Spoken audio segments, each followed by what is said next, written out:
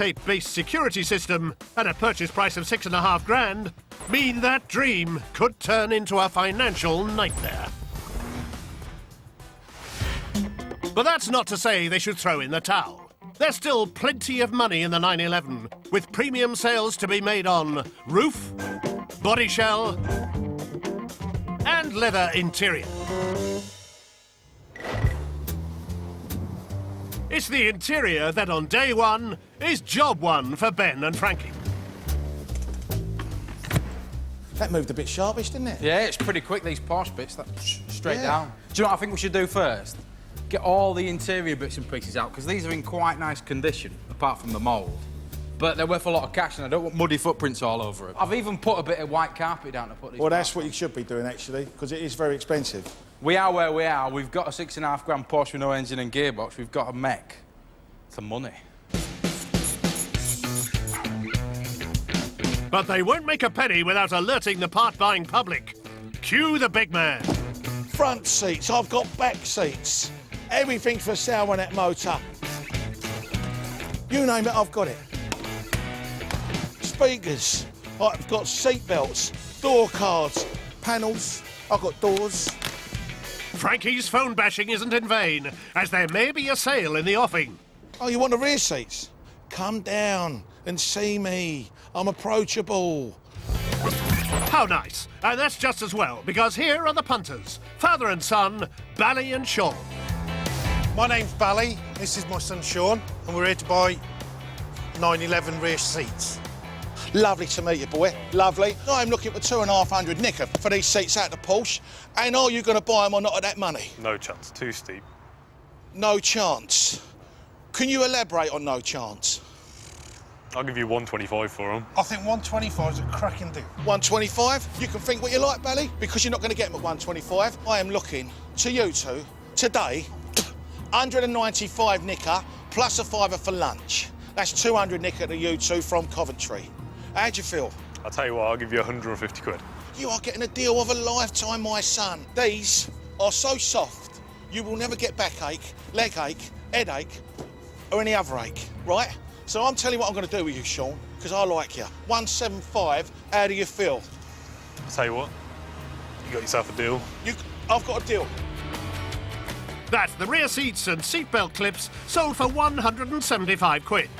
Breaking even is only £6,325 away. See you later. See you later. See you later. Meanwhile, George can see pound signs in the non-running Maserati engine.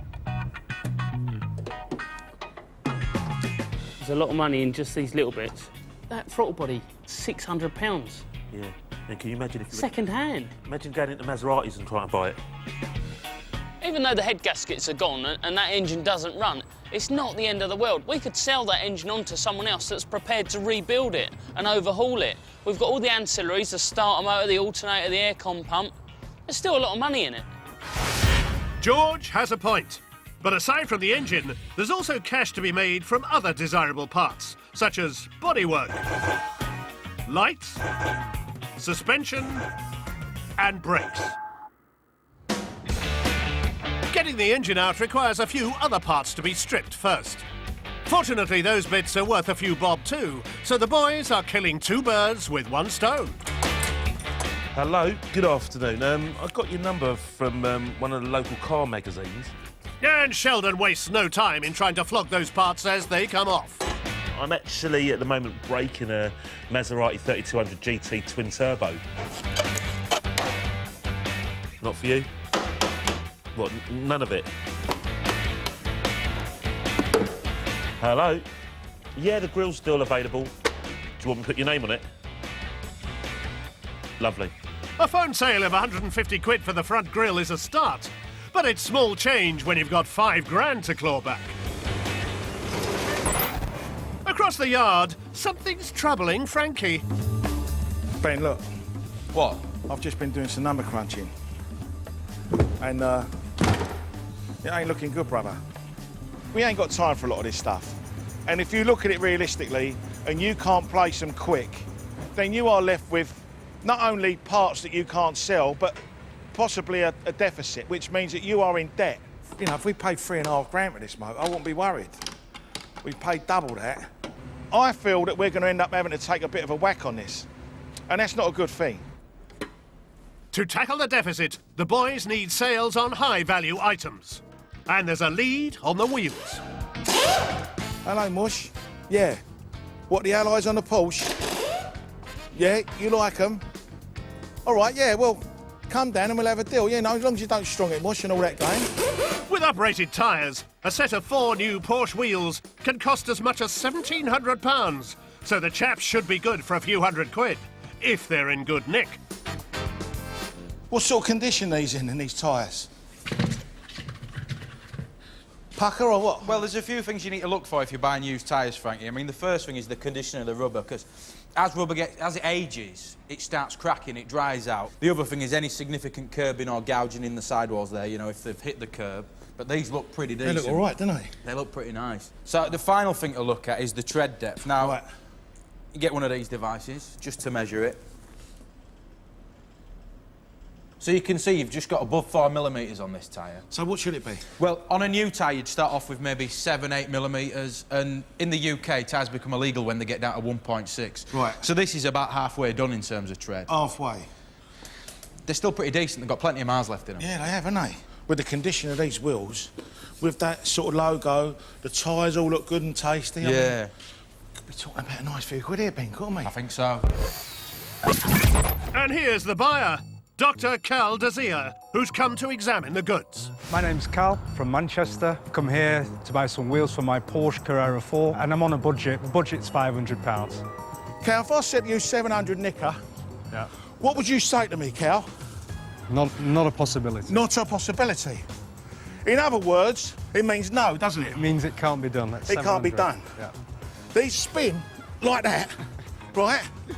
All that, Cal, and they bounce. Look, True. right. Because they bounce, Cal, I'm going to do you a deal of a lifetime, 650 nicker. To you. I have to say no. Cal, listen to me. Now meet me halfway, and you can put them in the boot of your motor and take them up where they have that black pudding and all that other dodgy grub, right? Yeah, yeah. Take them home Okay. for 550 quid. 550 quid. Appreciate that. I'm looking at more than 500. You said you'll refuse to pay 5.5. If I took an Ayrton Senna off of it, a Paul McKenna, a tenner off of it, yeah. what would you say?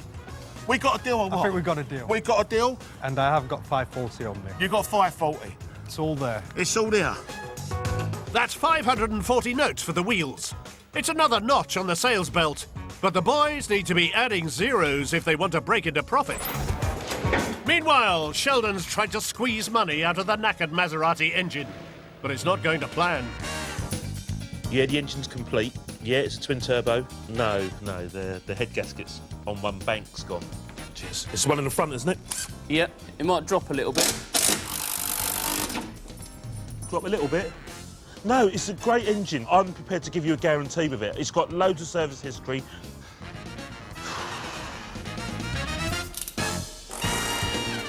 This engine is bad news. I don't want to say I've bitten off more than I can chew, but I think I've bitten off more than I can chew because it's not the easiest thing for me to get rid of. The inquiries that I'm getting, they're all asking if it's a runner, which unfortunately it's not. A lot of people are in the same situation that I'm in, with an engine with a blown head gasket. It's not happening fast enough for me, so I think we're going to have to divert our energies and our passions to selling a lot of other bits off of this car for the time being. And those bits need to be stripped before Sheldon can sell them. So George gets to work. I've got a Maserati 3200 GT. It's got the wheels, it's got the interior, the dash. Yep, engine, box, diff, front, rear suspension. It's a complete car. No, not silly prices. Whatever you need or want off of it, it's here. Yeah, speaking. No, there's no damage on the bonnet. Bonnet's fine. And after countless efforts, the hard sell looks like it's about to pay off. Because here's car bonnet collector Terry Jeeves. My name's Terry. I'm interested in a Maserati bonnet. It's the first Italian bonnet I've bought because I collect American bonnets generally, but I just love the shape of it. So I don't want to pay too much money for it because basically it's a wall hanger, so we'll see. How you doing, Terry? All right, mate. As you can see, it's got no scratches, no dents, it's never been repaired. It's in good nick. Yeah, no, it's good. It's exactly what I want. It's fine. It's no damage. It's great. Just got to sort out some money, you know. OK, well, as you know, it's advertised at 280. It's a bit more than I wanted to pay for it. Can we do 140? For a minute, I thought... I thought you said 140 for a minute there. I did say 140. No, I know you're bigger than me, but, you know... 180? Getting close? Tell you what, make it 280, we can shake hands. That's gone back up where we started. Well, that's all good for me, that works. Not for me. Do 230 and we've got a deal. I can't do it. No such word as can't. There is. 200 quid, and I'll shake your hand. Go on then. All right. Cheers, mate. Do you want a hand put it in your motor? Yeah, if you don't mind. That bonnet sale means 200 notes for George and Sheldon, and a lovely wall hanging for Terry. It's petrolhead chic. But both teams have got to pull their socks up if they want to start making profits. Thanks very much, mate. You take care. Thanks a lot. It's day 2 out of 3 as the teams attempt to make top profit from breaking high-end motors. I've got a deal. Things could have gone worse on day 1, It's all there. but they could have gone a lot better. George and Sheldon spent £5 on a handsome but non-running Maserati 3200 GT. On day 1, they battled to get sales on a bust engine, but ultimately came away with just 150 for the grille, 200 for the bonnet, and a financial mountain to climb. Ben and Frankie paid £6.5 for their engine-less Porsche 911. And despite having made early sales on rear seats for 175 quid and wheels for 540, they're far from profit. But Frankie's had a call that could make all the difference. Hello, Governor. Yes. I've got a lovely Porsche. It's wonderful. Is there anything I can tempt you with? Yes. You want that? Lovely. What else? Yes. Yes. Yeah, go on. Yeah, lovely. In fact, the punter wants the vast majority of what's left on the 911, including the body shell. But it's not all good news. How far away are you exactly? About 1,100 kilometres, because the buyer is in Zielona Góra, Poland. Oh. Right. Yeah, no, it's all right. It's all right. I do long trips.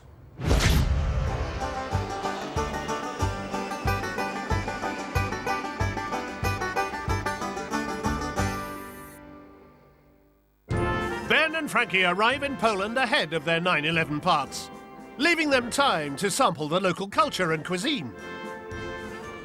Look, Ben, I think you better order because I don't speak the old lingo. Yeah, leave it to me. Now, with a name like Szymanski and a Polish father, you can see why Frankie's brought Ben along. He needed a translator, and who did he turn to? Me, of course. The little problem, the little flaw in this plan is I don't speak Polish. It's got to be one of those, and yeah, Frankie will like that. Yeah. You know, what chance I've got? I mean, you know, I've got no chance, have I? I'm struggling with English. Yes. Yes. I appreciate that he interprets it and orders exactly what he thinks I'm going to love, which is lovely. You like it, Frankie? It's nice, good stuff. Is it? Yeah. Nice of him. What's that? It's your soup. It's got 3 colours in it. It's a lovely mix of vegetables and things, and seeds, and a leaf on top. You like it, I think. Back at base, there's a change of plan for Sheldon.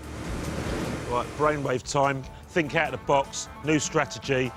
I'm not going to sell that engine as a lump. It's worth more in bits, i.e. the cams, the heads, the block. Selling it as a lump doesn't make sense because the phones aren't ringing. No emails, no texts, no nothing, no interest. I really think that's the way forward, and that's the only way I think I'm going to get my money back. Having devised a new engine strategy, it's up to George to get it stripped, and Sheldon to sell the bits. So you just want the bare block and the heads, and nothing else. And with a change of tack, a change of luck. What are you thinking of putting that in? No, what sort of car are you think they're putting it in?